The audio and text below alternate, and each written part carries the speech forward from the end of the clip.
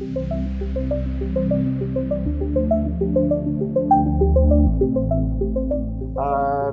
gives me great pleasure to introduce to welcome you to today's session. Yeah, it also gives me incredible. It's an honor and pleasure to welcome our young alumni or all alumni across the world to the session that has been hosted by the UWC Alumni Relations Office.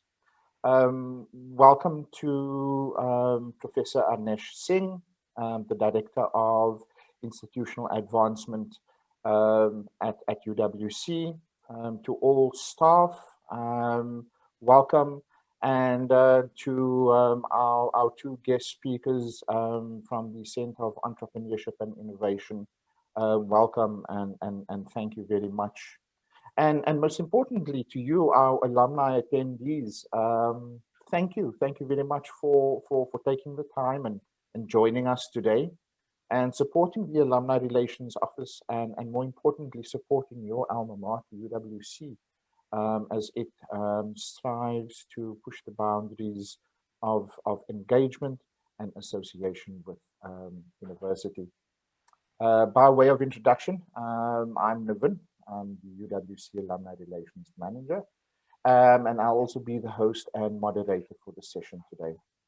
So to give you some context to anybody that may be new to the virtual series, the initiative has been spearheaded by the Alumni Office, and it is part of our ongoing commitment to you, our alumni, in order for us to be able to continue offering value. But this session is particularly geared to all our alumni, but also our younger alumni communities. That said, ladies and gentlemen, give me pleasure once again to just to introduce to you our speakers, and I'd appreciate it if each of our speakers can just wave as I introduce them. First, we have Professor Anesh Singh, Director of IA. Thanks, Anesh. We have Dr. Wesley Clarence, Enterprise Development, UWC's Center for Entrepreneurship and Innovation. And then we have Ms. Lana, Student Entrepreneurship at UWC's Center for Entrepreneurship and Innovation. So before we get started today with today's session, there are just a few basic house rules for today. As we have a limited time at our disposal, we'd like as many people to contribute to the session, but we please urge all our participants to adhere to the house rules and use the chat function when posing questions or making comments, as opposed to switching on your cameras and raising those questions while we are currently running the session. Please note that the session will be recorded and will be broadcast live on Facebook. But please note, in keeping with the privacy and confidentiality legislation, recordings will not be used for any other purpose other than to further the Young Alumni Virtual Series. Nor shall any information be disclosed to any third party. If, on the other hand, you wish to maintain your anonymity, please keep your camera turned off during the session. You also have the option of editing your identity. Please note, if there are any breaks in transmission, in many of us in Cape Town, and when there are 3 drops, fiber and Wi-Fi seems to fly straight out of the window. If there are any breaks in transmission, please do reconnect immediately using the same link and you will be admitted. Please note that there will be breakaway sessions. When I say breakaway sessions, there will be Q&A session after the presentations. And also please note that those Q&A sessions, as well as the breakaway sessions, will be recorded. It can also be recorded by yourselves individually. I will just be giving you a heads up. The breakaway session topics with Dr.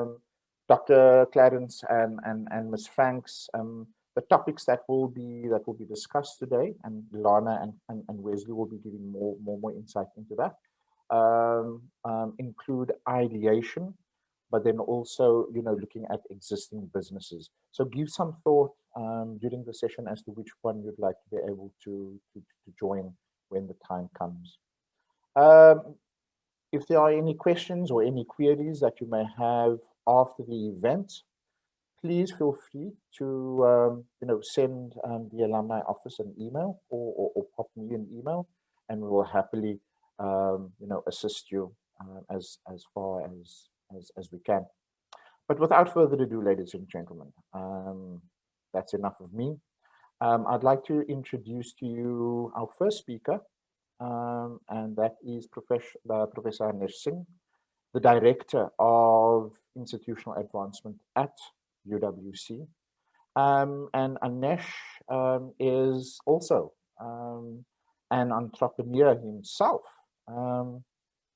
Anesh, I am not going to go into great lengths as to your CV, but Anesh has worked his way up from very humble beginnings, completing a Bachelor of Arts degree, majoring in English and Geography, and he's had several jobs, working as a bank, working in a retail store, until the point in time that Anesh decided to, open his own computer training college. And so it has gone that Anesh has evolved not only as an entrepreneur, but then eventually landing up in the academic space, and specifically at the University of KwaZulu-Natal. But without further ado, Anesh, I do not want to steal your thunder. I welcome you and introduce you to the platform, and thank you very much for being with us today, Anesh.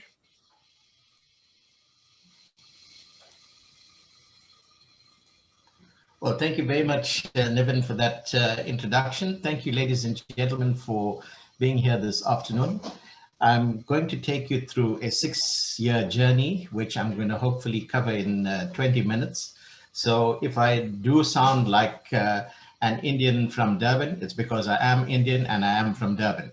So I'm going to keep it as lighthearted as possible, but I chose this topic, which I've spoken about on many occasions. I've done this presentation in India. I've done it in quite a few places in South Africa. And it basically is my journey as an entrepreneur and some of the things that I did that shouldn't have been done. And I wouldn't want to see young entrepreneurs making these mistakes. So I wanted to share what can go wrong in a business. But just to give you a little background and a history to how I started out in business, I was working for one of the large retailers back in 1992, and I was dismissed. I was dismissed for some really nasty reasons, but when I went to arbitration, it was found that I was not guilty. But unfortunately, I had signed an agreement that I would not be re-employed. So I had a number of options available to me, and I first was really suffering to get employed, because when you say dismissed on your application form, nobody wants to employ you. So I started out as a clerk at one of the locally Indian-owned businesses in Durban. And unfortunately, it was a horrible life, because it just wasn't how I wanted to be treated as an employee. And I was sitting with a few friends, and we were talking about what are some of the options that I had available to myself. And one of those was to open up a computer training college. Now, back in 1992, this was a very lucrative business. There were kids leaving matric with unable to access higher education, but wanting to further their studies. And at that time, computers was the in thing. So everybody wanted to learn how to use computers. And my friends and I came up with this idea of opening a training college, because training is my background and something that I thought I would excel at. So as you can see, right from the start, the idea was not entirely my own. And this is what I think Lana is going to be talking about later on when she talks about ideation and innovation. So I'm not going to go too much into that, except to say that immediately there was the problem that started this whole cycle of mistakes that I made. So the first mistake was not researching the business idea. And this is something that is extremely important. You've got to understand the business that you're going into. You need to understand the environment in which you're going to be operating. Now, the one thing that I must say is that personally, I believe I'm a good guy. And to be in business, you've got to be a little bit ruthless, and you've got to be a little bit cunning, and you've got to be a little bit of a politician, and not necessarily my personal makeup. And so when I was researching or looking for ideas about the business, I didn't do enough. Well, for one, we didn't have the internet, and we didn't have enough access to information at the time. You had to go around knocking on doors, begging and pleading for people to share ideas with you. Today, the internet is there. So this is what you should be doing, is when you're looking at a particular idea, check, is this something that is being done? If it's being done, how well is it being done? And what are you going to bring to the industry and be different if you were ever to enter into that? So research is extremely important. So I didn't do enough research to understand the environment I was walking into, and that was a huge mistake for me. But I'll talk about this later on. My mistake number two was undercapitalization. Now, as I said, I had been fired from my job with this large retailer. I had worked for them for about 2.5 years, so I hadn't built up any capital of my own. And I went to the banks. I went to what was business partners, and I asked for funding. And unfortunately, all of them wanted some kind of collateral, or they wanted you to have some kind of business expertise, which I didn't have at the time. So the next best thing was to go to the internal bank. And luckily, my parents had been saving judiciously. They were just ordinary teachers. They used to save every month. And I went to them and said, look, this is what I want to do. And is there any possibility that they could help me? So luckily for me at the time, my father had saved up about 65,000 rands, which was to go towards my education. The education was paid for, but he continued investing in that account. So with the intention of someday giving me that money. So he offered me the 65,000 rands that he had at the time. Now, the 65,000 rands was able to buy me the kinds of computer equipment that I required. It was able to get me some of the workstations that I needed, the software, and then, of course, the first month's rent. But unfortunately, it didn't accommodate for my running expenses, my operational expenses that I would need to get the business going. There was very little left over for very, very rudimentary marketing or advertising, if you want to call it that. So this was a huge mistake, is that I didn't have enough capital to be able to get the business going and to give it the kind of start that it needed. So my advice to you, make certain that you have the right capital and that you also look at operational expenses as part of that capitalization. My big mistake number three is debtors. Now, running a computer business in the target market was lower to middle income groups. And this is not necessarily a group that can afford cash and to be able to pay huge amounts for education. And I found myself in a situation where students were coming and asking and saying, you know what, is it possible for my parents to pay half now and two or installments or whatever it is? Being the good guy that I am, I said, yeah, sure, no problem. Let's give you some credit, but not considering the fact that I had cash flow issues myself. I needed to pay my staff. I needed to pay my utilities. I needed to pay my bank charges. So this was a huge mistake in that I gave credit without myself having sufficient backup to be able to keep the business running. So you've got to be very careful when you give credit to your customers. It is a good thing to give them the opportunity to buy, but when they are unable to pay you, you are the one who's going to suffer. So very important, watch how you manage your debtors. I'll speak about this again just now. Now, mistake number 4 was growing too quickly. So the first year of business was very slow, very sluggish. But the second year, all of a sudden, the business started picking up. I was able to take a small salary, and it started growing to the point where we outgrew the premises that we had. So I had to look around for new premises in order to be able to accommodate the classes that we wanted to have, and to be able to accommodate the growth that we were seeing. So I looked for bigger premises, and there was one that suited my needs. It was really, I wouldn't say upmarket, but it was certainly far better than the premises that I was in previously. So I took these premises, but there were unutilized spaces. So effectively, we had overcapacity, but not enough people in seats to be able to justify that growth. But nevertheless, we went into the business, but it obviously required more equipment. It required more staffing. And I was able to afford that at that point in time because the business was picking up.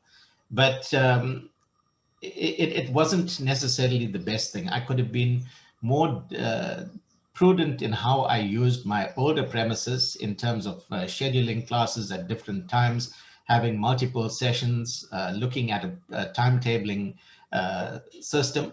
But I saw the growth, and I wanted the growth to coincide with the kind of product that I wanted to offer and the service and quality.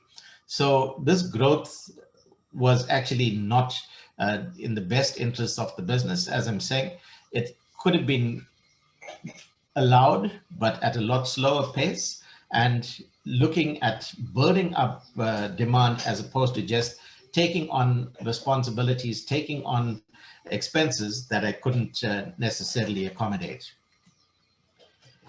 The biggest mistake that I made, I think, was mistake number 5, and that is diversification. Now, what happened is that many of the students that were coming to our college liked the computers that we were using. They really enjoyed the quality of the machines. They liked the way that they operated. And very soon they were asking, can we buy these computers? And that's when everything in my mind went clickety quick. Hey, hold on. Here's another opportunity to make some money.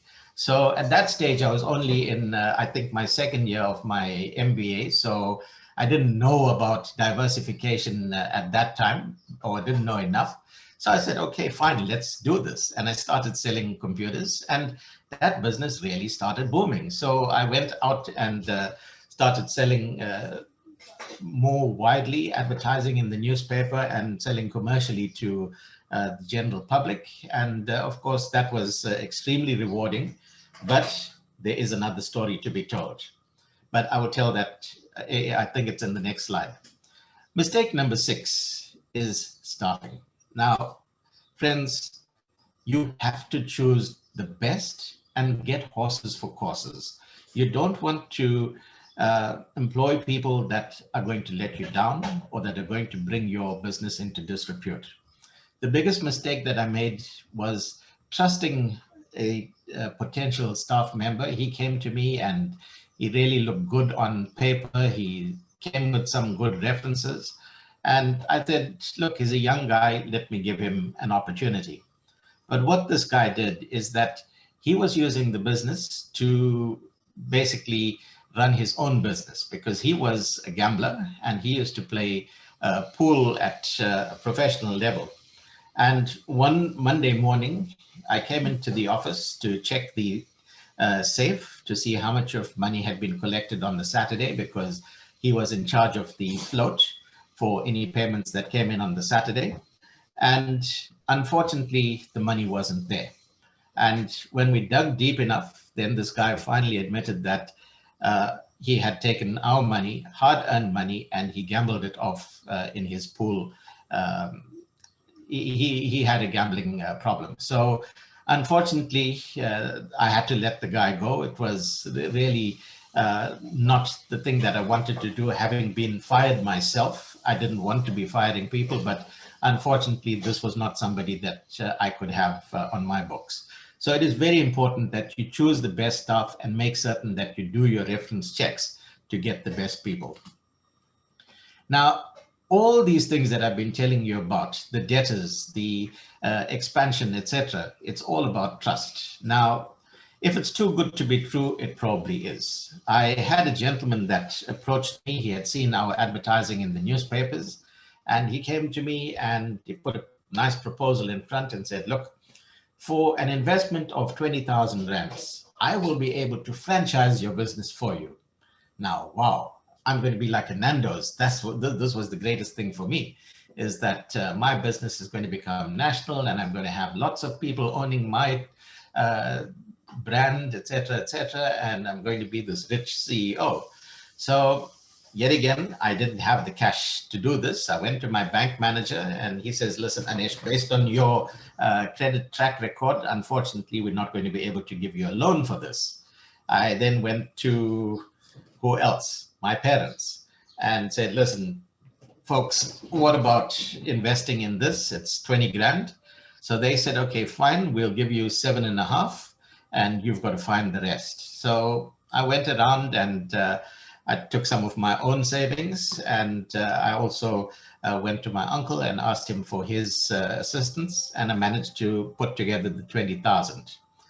Well, come the first month, and I'm waiting for a report and for the results of my first franchisee, and then come the second month, and then the third month, and then finally, I get all these lovely tales and whatever, and there's a tiny, when I say tiny, it's smaller than, I don't know if you guys know what's a postage stamp, but a tiny little postage stamp was the size of the advert that went into the newspaper advertising a franchise. Wow, I can see Wesley laughing at me. But yes, that was the reality. I trusted this guy. He really put this wonderful proposal in front of me, and I said, well, it must be good. It must be true. Well, of course, it wasn't good and it wasn't true either. So be wary of who you trust, and trust has to be earned. You can't just trust people for the sake of trusting them, but they need to prove to you that they're worthy of your trust, and then you get into a relationship that's going to be lasting.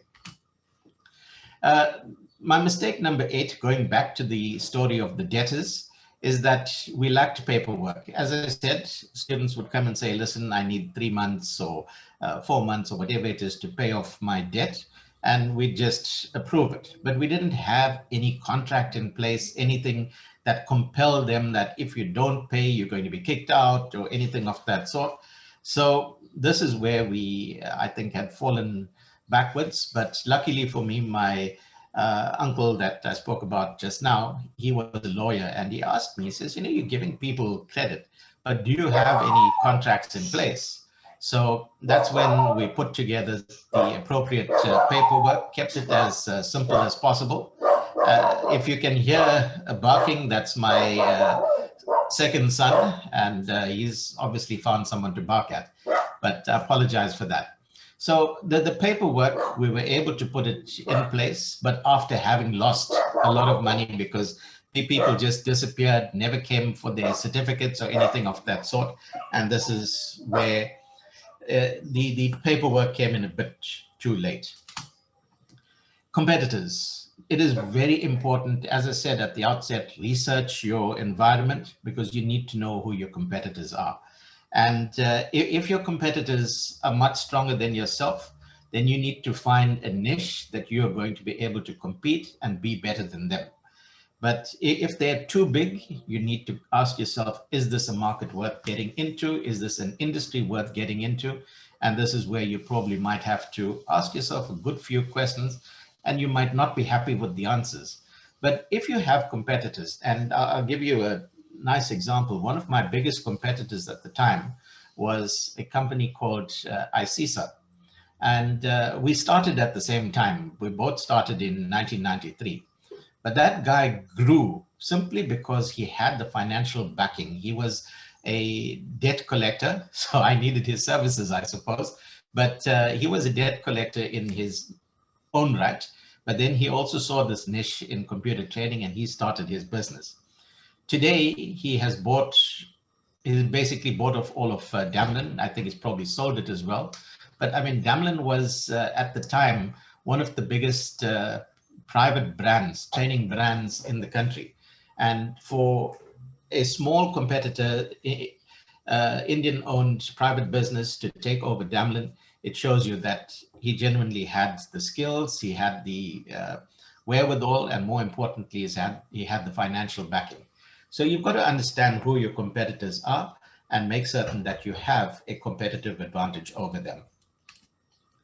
Finally, mistake number 10 refers to all the other mistakes.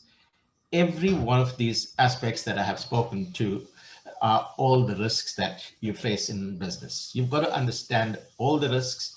You've got to understand what are the challenges that you are going to be faced with when you get into business. Now, at the time when I got in, anybody could get into the computer training industry. You didn't need much certification, you didn't need accreditation or anything of that sort.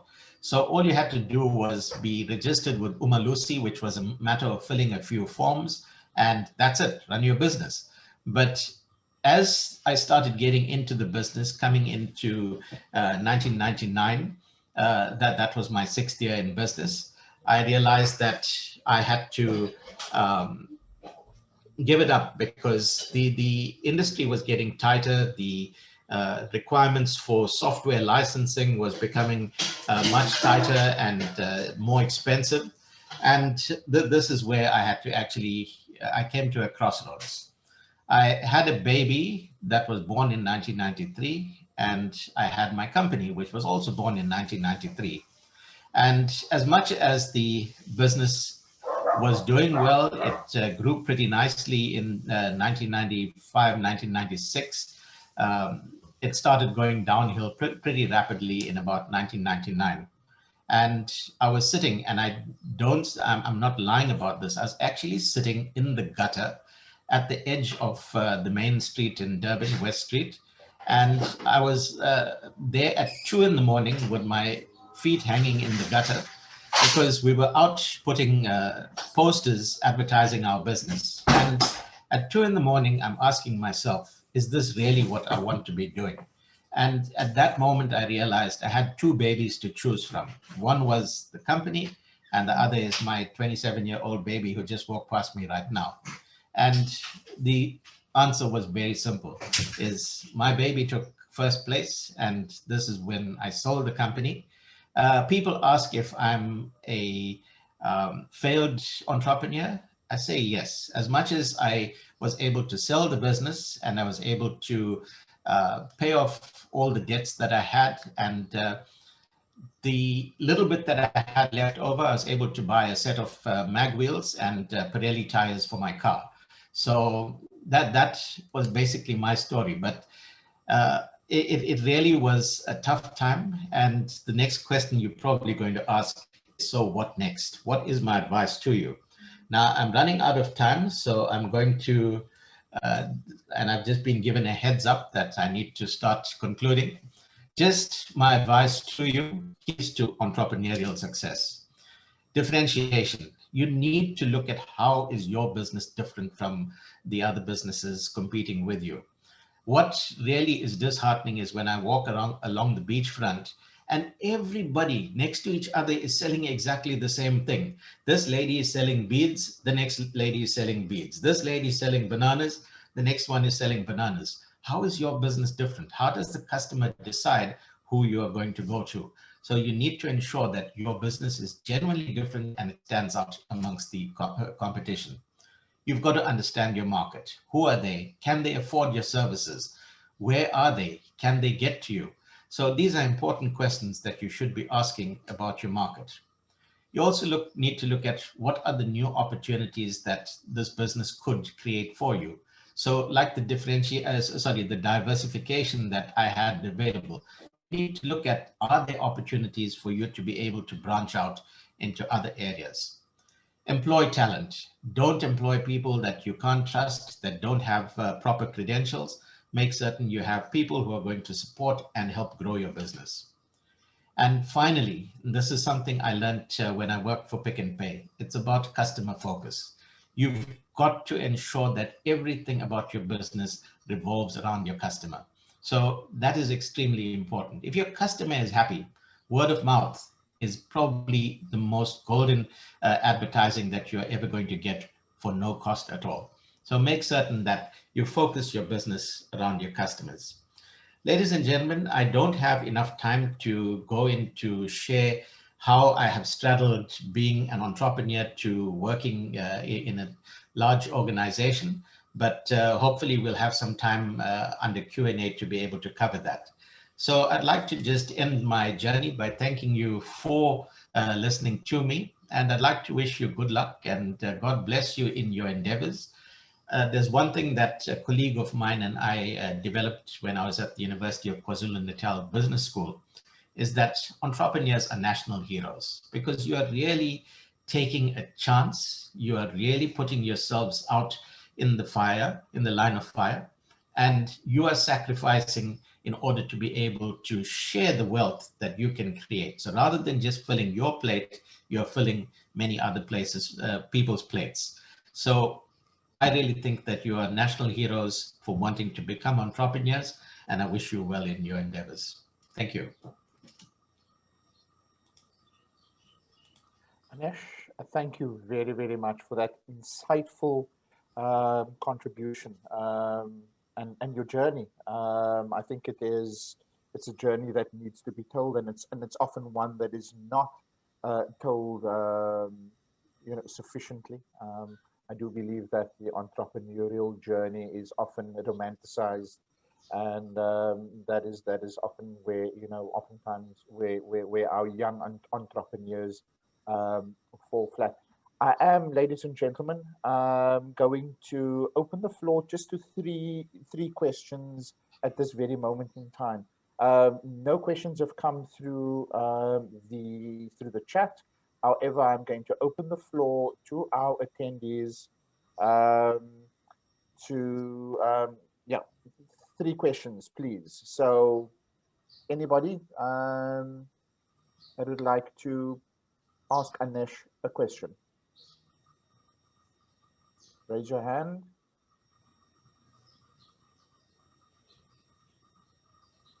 Anesh, it certainly seems as if you've blown everybody's minds. I've frightened them away, Niven. Thank you very much for that. Then moving along to our next speaker and Miss Lana Franks, student entrepreneurship program lead. Lana, works at the or should I say, as the student entrepreneurship and innovation program lead at the Center for Entrepreneurship and Innovation at UWC. She's responsible for program design, development, and delivery. So her praxis includes the use of human-centered design and then the lean startup methodology for new venture creation. She also holds a BSc in electromechanical engineering, a master's in energy and development studies from the University of Cape Town, and qualified as a coach at the South African College of Applied Psychology. That is where Lana and I first got to meet each other. She's a creative problem solver and a social entrepreneur with a passion to mobilize youth-led innovation across universities in South Africa. And Lana has also recently co-founded Code Your Future, an organization that addresses unemployment by repositioning adults for the future in tech. So if there's one person that you really want to be able to give your full attention to today, ladies and gentlemen, is Miss Lana Franks. And Lana, thank you very much once again for being part of this journey. Over to you. Thank you so much, Niven. I did see there were some questions that came through in the chat after you spoke to me. So I don't know if you want to open it up to that or if I should just continue. I think if we can continue, we can always come back to the chats just before we have our breakaway sessions. Okay, no, that's perfect. But yeah, thank you for the warm welcome, Niven. And Anesh, thank you for sharing so openly. And, I'm convinced that it's our shared struggles that breeds community. And so, as you were talking, I'm like, yes, I can so relate with lots of what you were sharing.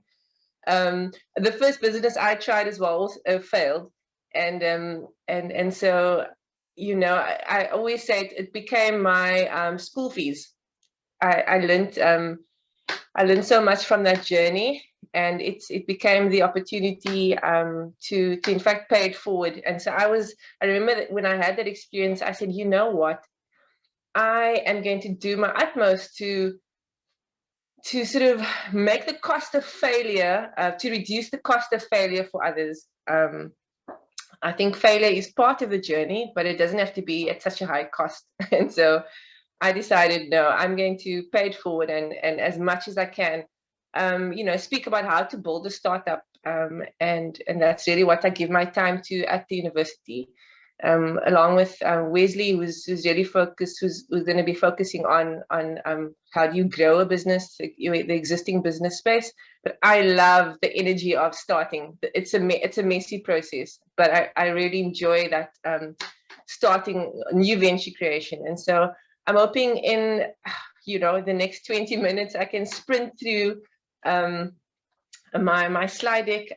I love interaction. So if you want to throw out a little, you know, amen in the chat, or if you like what I'm saying, or little emoji response, it will really bring out the best in me. So if you can, I'd love your engagement as well. So while I prepare my slide deck, all right. Wesley, you in my view, if you can just say that you can see it, just thumbs up. You got it, all right. Good, and so yeah, so my presentation is really going to be about how to build a startup. And Anesh, at the end of your tips, you said to be customer focused, and so I'm going to pick up from that and say what I'm going to speak about is really going to be based on this principle of being customer, or what we like to call human-centered, in our approach to innovation and building a startup. And you'll see that come out as I talk. So how to build a startup? Three main things I'm going to discuss: the heart, the head, and the hands. So the heart, why even start a business? What is the heart behind that? Why start? The head, what are the mind shifts that are required when you are going to start a business? There are some shifts in our thinking that need to take place, and I'm going to highlight some of that. And then the hands, where to start and what to do. I'm hoping that when you leave today, you'll know where to start, and you'll have a sense of what the process looks like. And so I can't do too much of a deep dive. I'm just hoping that you understand the roadmap and what it will mean for you when you start. I'm going to invite us for 1 minute. Just before we begin, I want to just, you know, the whole send your location, send us your location. I want to know where you are in your entrepreneurial journey. And so I'm going to, for a moment, share a different screen. Wesley, can you see menti.com? No? Okay, let me stop sharing and reshare. I'm going to invite you to go with me just quickly to a platform called, you go to www.menti.com. If you on your phone, if you can just type in Google www.menti.com, or your computer, open up a new tab, menti.com. We're going to engage with this for a moment. And then you're going to type in a code 4314297. You'll see it come up on the screen. If you can go there, and then you're going to answer the question, where are you? I'd love to see in the room who we have. Okay, so one is an existing business. Let's see who else we have in the room. Two existing. Okay. What else do we have in the room? One is a pre-ideation, so you haven't started yet. There are two that are ideating, they have a concept already. Who else do we have in the room today? 3, ideation. Okay.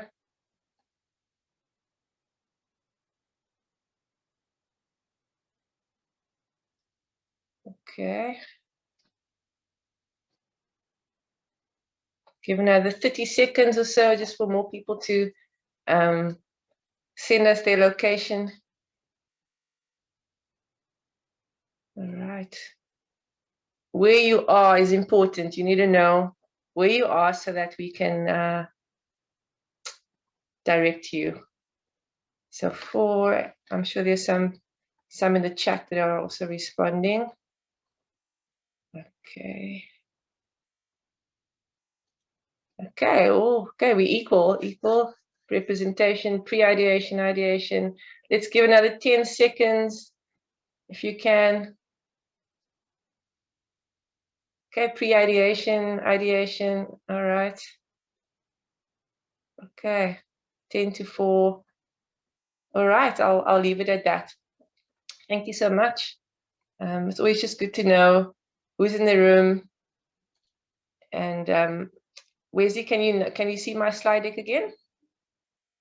No, okay, let me stop sharing, reshare, keep ducks. View full mode, here we go. It's always a juggle. I like to call myself a professional juggler. All right. Okay, great. So I think then what I'm going to share may be relevant to quite a few in the room today, at least more than half. And so let's go to the heart of the matter. Why start a business? Why do we want to start? I mean, I love to ask people this question. If you don't know your why, you're going to struggle. So what is your why? Why you would even want to consider starting a business?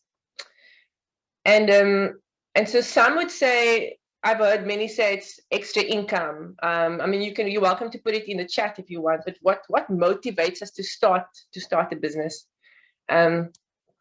I want to present an argument today and why I think what would be a good reason to start. Okay, so did you know that all businesses exist to solve problems?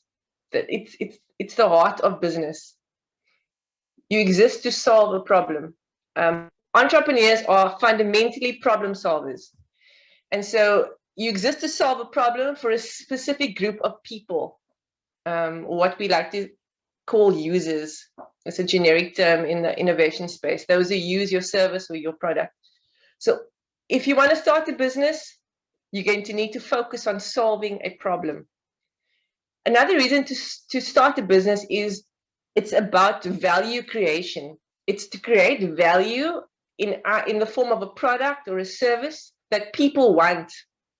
Okay, it's so key to think of it as value creation, creating value that people want. When people want it, they will be willing to have a value exchange. Value creation and value exchange. Now, value exchange is that old-fashioned bartering situation where I give you a product in exchange for cash.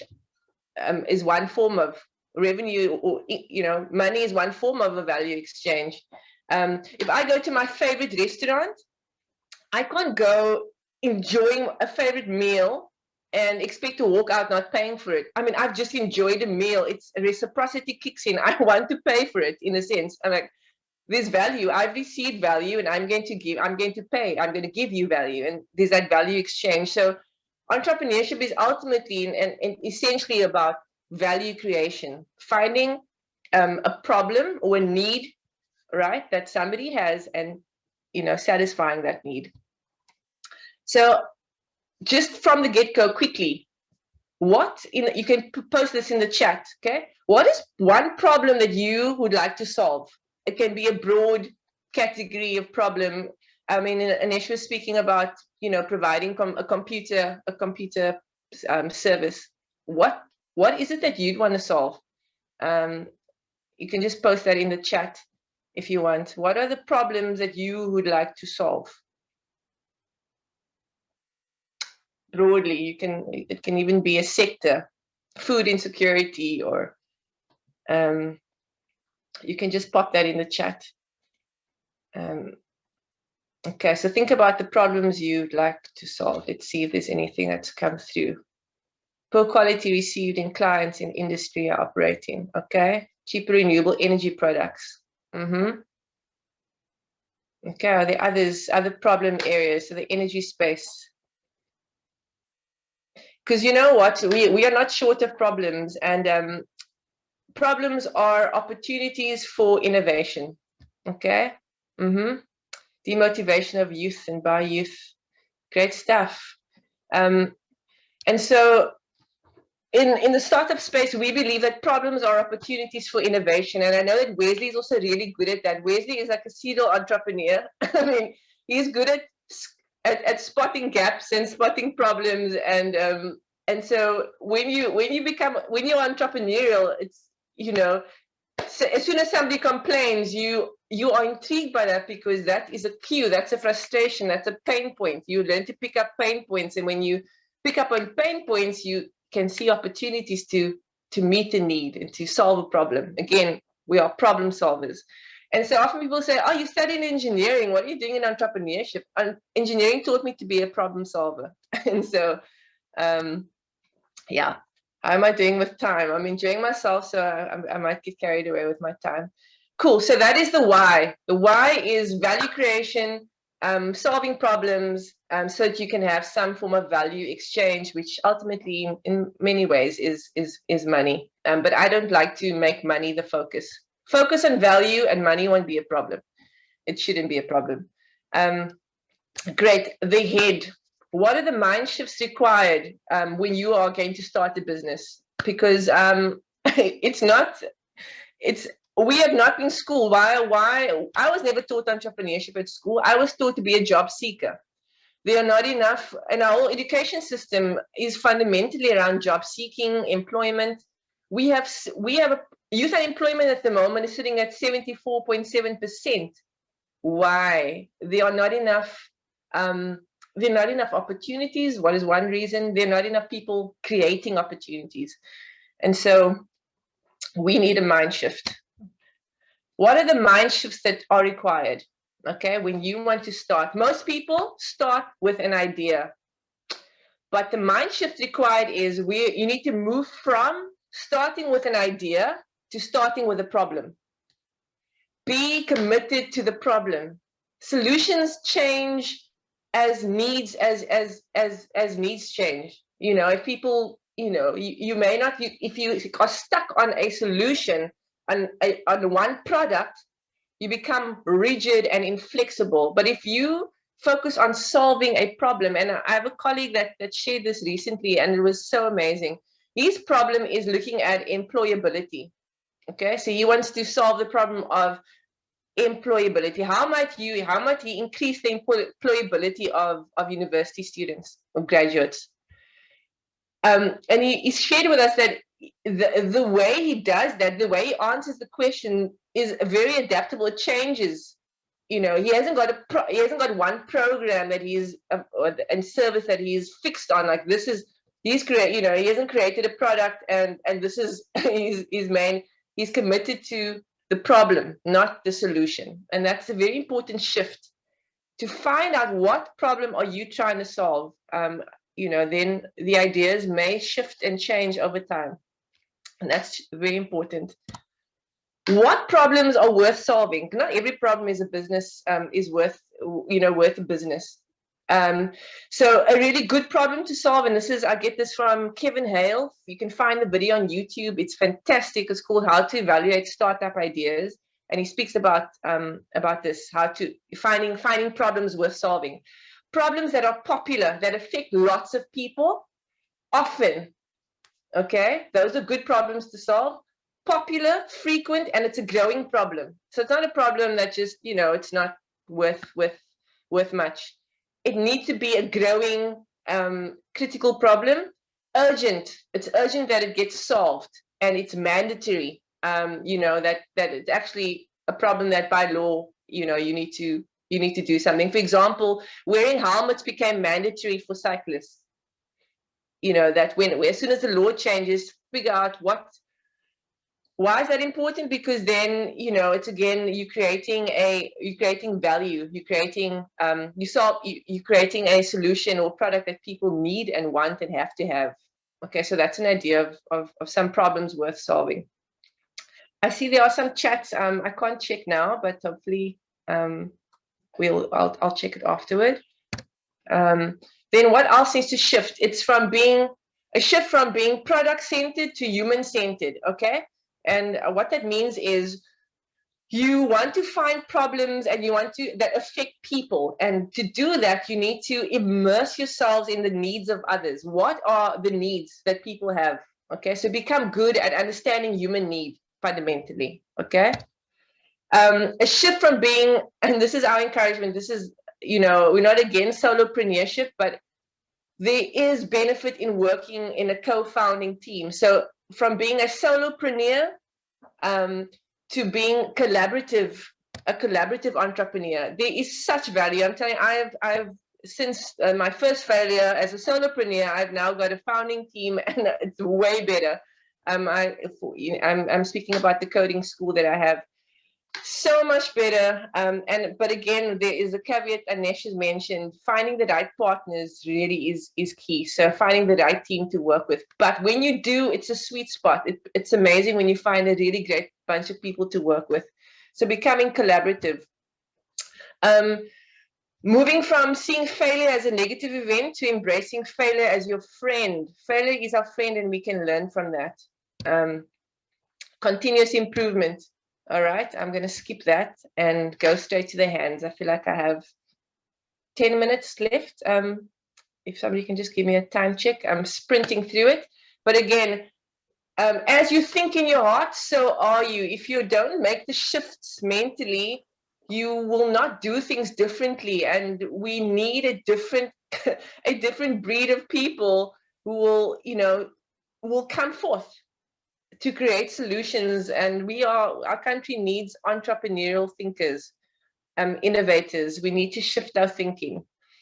Great. So the hands, where do we even start? Now that we've spoken about the why we should start and the what needs to shift in our thinking, what do we practically need to do? What does the journey look like? So I've got a roadmap, something that we use for our programs that I think is generic and can be really useful. Now, this is one form and one framework. I want to present to you the framework. There are variations of this, but I think this is a good place to start. So it's a roadmap.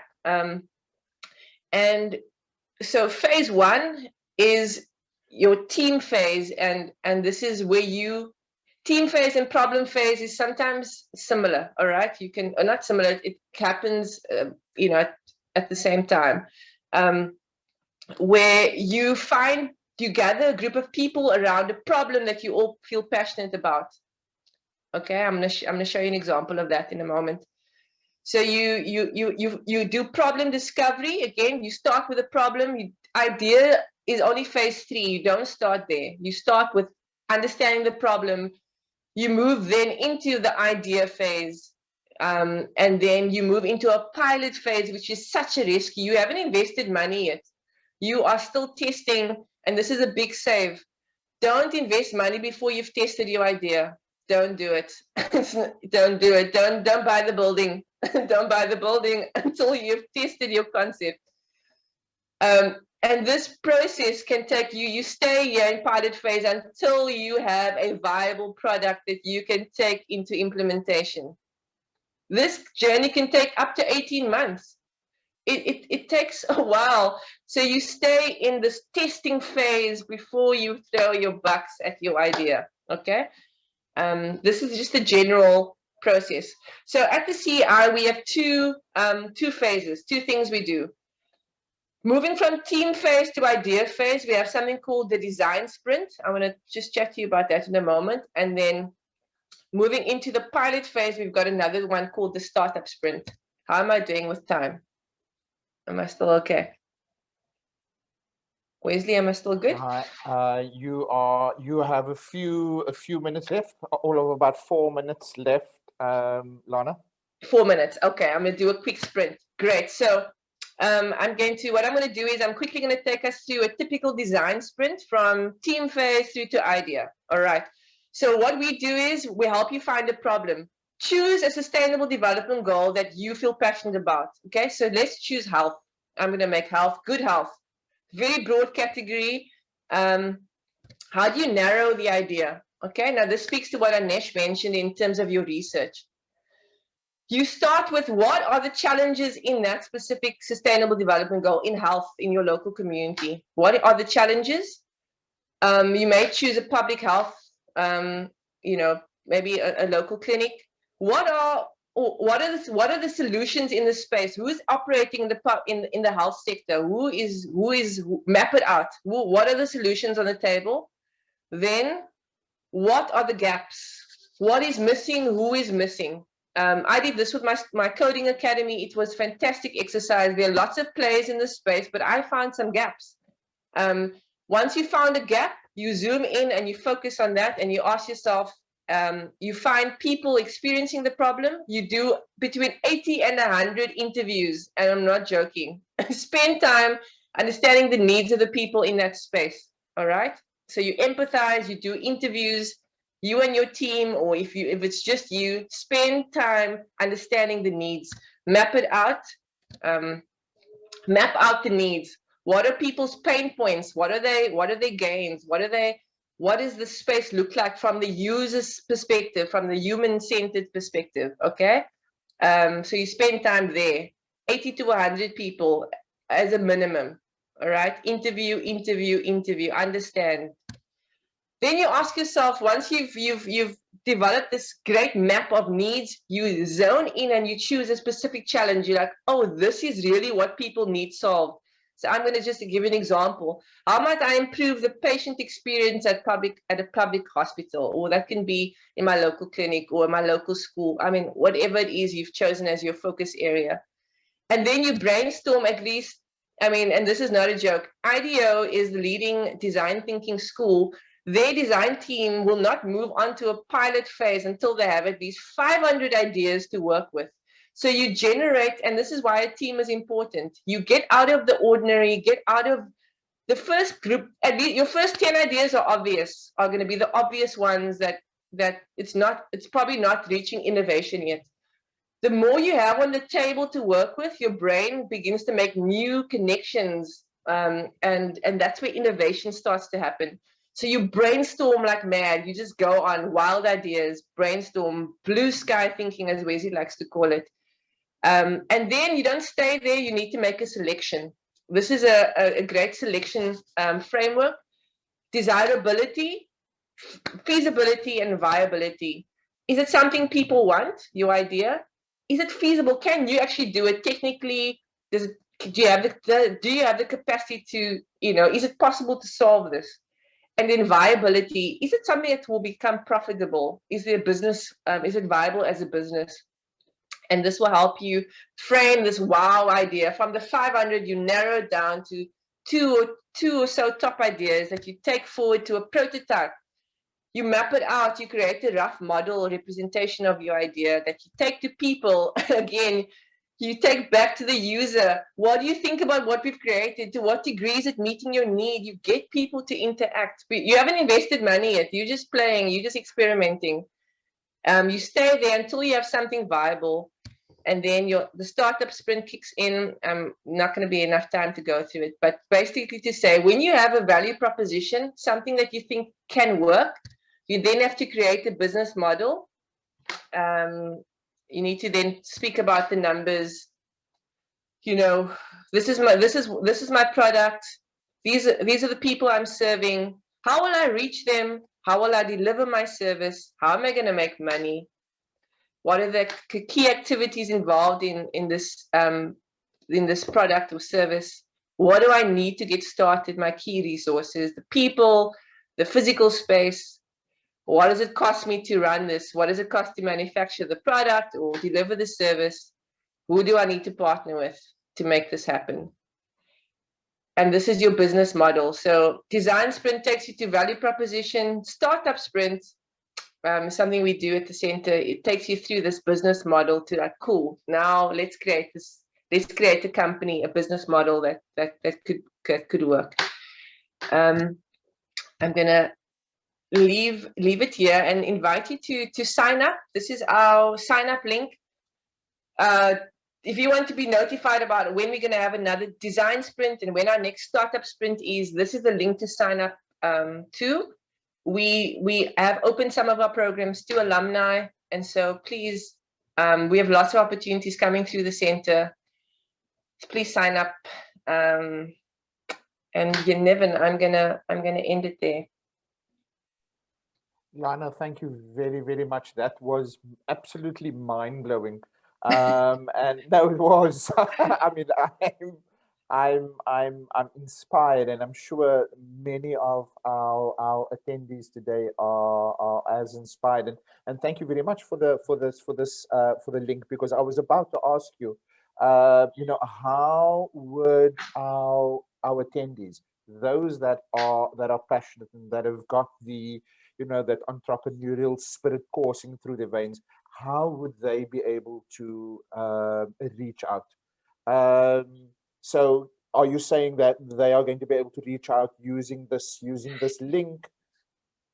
Yeah, so what they could do is, we have a number of opportunities coming through the center. We are going into our second semester, so unfortunately the startup sprint happens annually, but again, this is a long journey. So yeah, you know, there's a couple of workshops we have coming up as well, so you'll receive notifications around what you can be involved in. Wonderful. And I think, well, I'm sure that everybody that is in today's session would you know, agree to receiving the communique relating to you know, content that is going to be produced or coming out of the CEI. But once again, thank you very much, Lana, for that absolutely insightful and inspiring presentation. I really do apologize that you know, you did not have more time. But I do believe that there will be other opportunities for us to be able to, you know, dive a little bit deeper. Yeah, thanks, Niven. Ladies and gents, and with that in mind, I would like to introduce to you our next speaker, you know, Dr. Wesley Clarence, enterprise development. So Wesley also works in CEI, and he's also a business management lecturer at CPUT, as well as UNISA. And his previous teaching experience includes SIBA Business School, University of Cape Town, as well as at UWC. Wesley holds a BCom honors and an MSc in business administration. Wesley, I don't know if you want to go into any further detail in terms of your credentials, but I would imagine that you want to get stuck into the nitty-gritty. So thank you once again for being with us today, Wesley. The floor is yours. Thank you. Thank you so much, Niven. Thanks for the wonderful introduction. What I'm keen to do is just to have a conversation and a little chat. I love having chats, and particularly with like-minded individuals. So thank you very much for Lana for setting the high bar. And thank you for the wonderful energy that's come through. Thank you also to Anesh for, I suppose, a very hands-on view of what the entrepreneurship journey is. My journey is no different. So you might have noticed me smiling and laughing and perhaps one or two interesting sort of faces from time to time. And I'll elaborate on a little bit some pieces as we go through. And what I thought I would do is have a conversation with the audience. And thanks very much for everyone who's made the time to listen in. If I may, I would like to do a particular little shout out to what I would like to call a colleague, what I would like to call an ex-student, Thabo Diseko. I see you in the house. Well done on your achievements. And Thabo's come through one or two courses which I've facilitated over the last few years. And it is so good to see you. And there's one or two other students. There's a wonderful young gentleman who comes from the IS UWC department. Gino, I know you're there, hopefully listening in. And just wonderful to see some of the names, one or two other familiar names as well. And I'd like to suggest that, you know, UWC is a fantastic medium for forging networks. And it's a wonderful medium of support, as Lana's suggested. And at the CI, we are about networking. We're about hooking up individuals that would like to make a difference. And for that reason, I thought I would just mention those two names.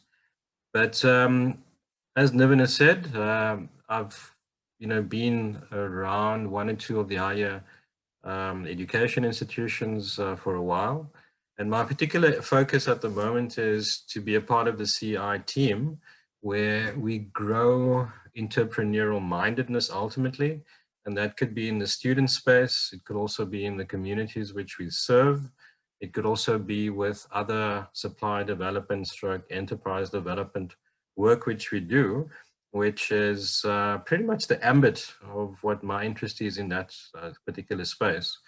However, today, I want to speak a little bit differently and take the conversation that Lana has begun, and just take it slightly further. So there's a couple of notes which I've made and a couple of points, if you like, which I'd like to speak to. So having said that, Lana's suggested, or even going further back, Anesh has suggested that, as an entrepreneur, there's lots of challenges along the way, and I'm sure that you're able to very easily dissect what those challenges are for yourself.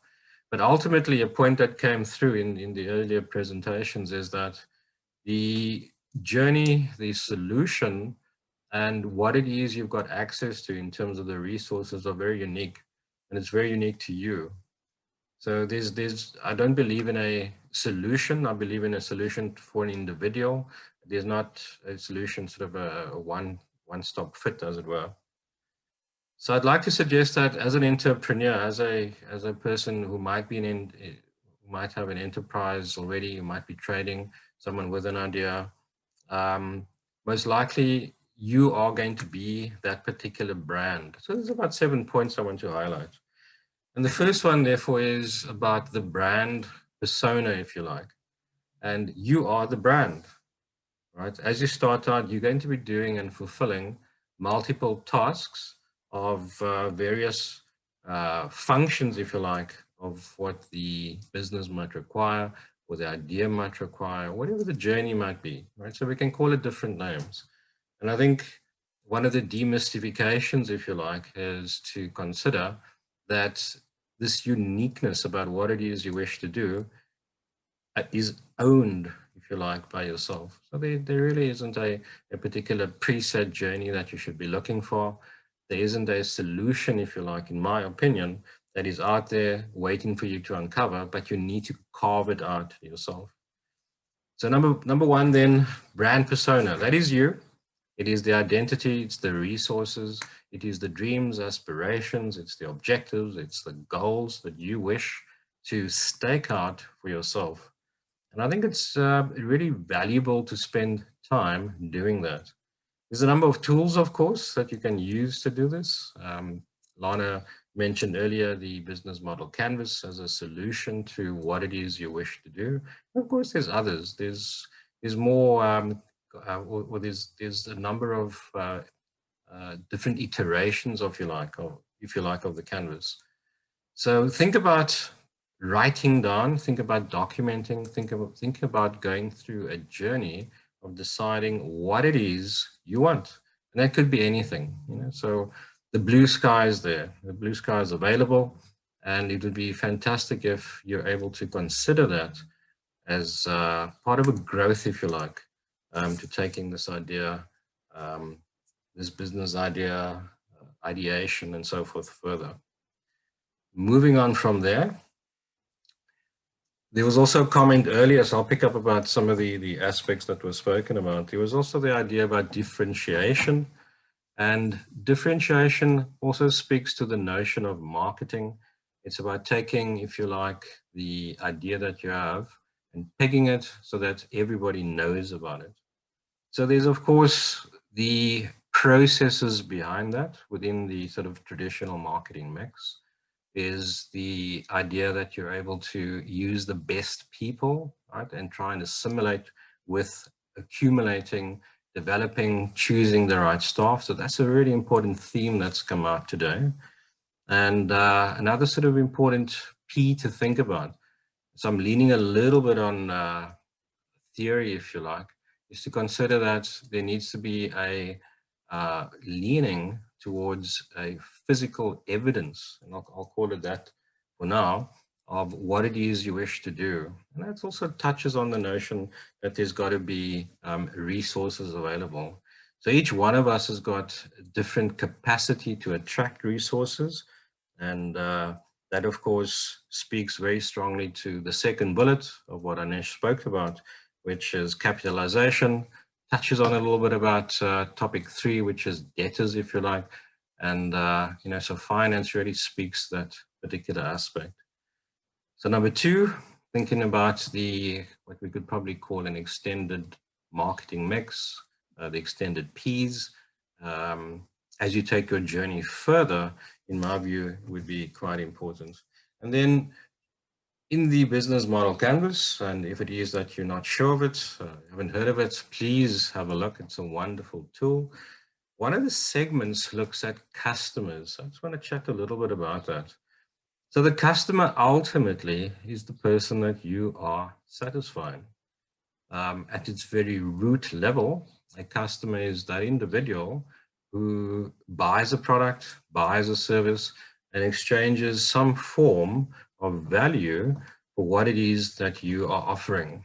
Right? So without a customer base, without an increasing customer market share, without a differentiated market share,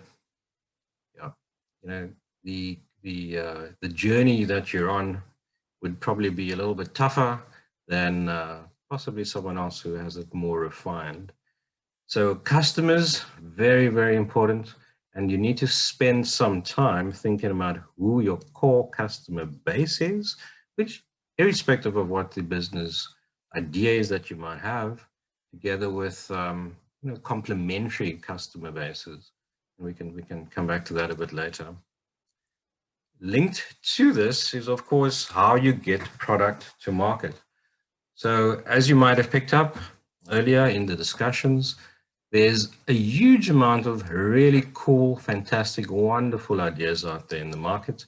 However, the distribution of those ideas to ultimately the consumer, ultimately to the customer, needs to be thought through a little bit more. So whether it is you've got a retailer distribution, if it is you're doing cold calling, Instagram, Facebook, whatever the case might be really sure that you know what your distribution channel is. Right, so those are sort of the hard facts, if you like, that lie behind. And there's also part of this presentation that we're chatting through for the moment. Very importantly, as you move through the entrepreneurial journey, there's also a degree of professionalism that creeps in. And within that is taking responsibility, for example, to managing the records of the enterprise. And I'd like to suggest that this is probably an area that most entrepreneurs initially very aware of, and they might not want to follow through in terms of what the obligations are of what the enterprise requires. But for example, such aspects as tax, cash flow, debtors creeps in once again. How you spend income, it becomes really important. So you've got to have a financial plan in place. So I think that's an area which is quite a big discussion, and it's something we can come back to at a later stage. But I want you just to spend a little bit of time in terms of our Young Alumni series and thinking about what are the obligations that you might have and putting in a process, if you like, that deals with that. So there's a number of strategies, I suppose, that you could employ, depending on what your finance model is, what your revenue model is. And there's quite a number of options. A very typical one that I'll just throw out is, do you buy or do you rent? Do you borrow or do you buy it outright or over terms, for example, if it is that you need particular equipment? I think the last point, and I want to create some time for quick Q&A or for questions. And the next question is really what the next step is. I've put that right at the end because it really depends on what the individual, you, would want for your enterprise. The next step could be that you might want to be a business owner. The next step could be that you're wanting to create a structure that leaves a legacy and that you pass on and you pull other individuals into. The next step could be that you're simply wanting to try something out. It might be that you're wanting to and want to explore an idea you've had for a long time or just for a short time. And there's, of course, wonderful ways to try and look at the what I'll call sustainability of it. And the business model canvas could be one of those means to do so. So I'm leaving you with about 5 or 6 pointers as to take the conversation, what I would regard as the next level. And I'm going to park it there if I could, Niven. And I just want to see whether or not there's questions that might emerge from the audience, so tackling any 3 of the presenters. And I'm going to pause for a moment. Thank you. Wesley, thank you very, very much for that. And I must concur, you know, your last point in terms of legacy is I mean, it resonates. What is it you're wanting to leave behind? You know, not only from a personal perspective, but also from a socio-economic community perspective, which I think is what every entrepreneur should be looking to, is how they can contribute to their respective communities, and then it not only being about feeding oneself. With that said, ladies and gentlemen, I think the questions that Wesley is asking everyone to contribute. If we can, may I ask that we take those questions to the respective breakaway rooms that we are going to now be hosting. So breakaway room 1 will be ideation, and that will be spearheaded by Lana. And then breakaway room 2, which will be existing businesses and existing business, which will be hosted by Wesley. And I think it's in those sessions, Wesley, I'd like us to be able to get into those kinds of questions that you have requested. Anesh, I'm going to leave it to you to decide where you'd like to be able to attend, as it goes with everyone else in attendance today. Choose a group that you feel would best suit you and the point in your journey where you're at. And I'm going to ask my colleague Najma to please open the 2 breakaway sessions. And if you can click at the bottom, you have 4 squares. You can choose which of those breakaway rooms you'd like to be joining. Great. Ladies and gents, let's join Wesley's. There we go. Thank you, Seamus.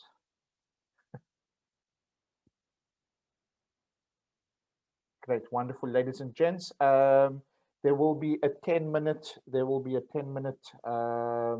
Timer on each session. So enjoy and see you in 10 minutes time. Wow, thank you very much, Lana. Thank you very much, Wesley. Thank you very much, Anesh. I'm sure there were so many questions that needed to be asked. I see our participant level has dropped. That is to be understood. I've received quite a few messages, saying that people needed to leave. But I think, ladies and gentlemen, I'm incredibly enthused and inspired by that which is emanated from today's session. And I would like to be able to give thanks to Anesh for his participation in today's session, Wesley, to you, as well as to Lana for your participation in today's session. If Lana and Wesley, if there are any resources that can be made available, we'd really appreciate it if you could send that to us, so that we can disseminate it to our larger attendee group. I do believe that we need to be able to share as much as possible, and aid our alum on their respective journeys. With that, ladies and gentlemen, I'd like to be able to acknowledge my team. If you wouldn't mind switching on your cameras. Sumaya, Najma, Selo, and Avril. Ladies and gents, everybody that is in attendance, this is the team that has made today a possibility. Najma, Sumaya, Avril, and Sumaya, and Selo, thank you very much for your hard work that you've put into making today such a success. And I sincerely hope that going forward, everybody else, you will continue to follow the Young Alumni Virtual Series. With that, I would like to close today's session. It was really an honor and an absolute pleasure. Thank you very much, ladies and gents.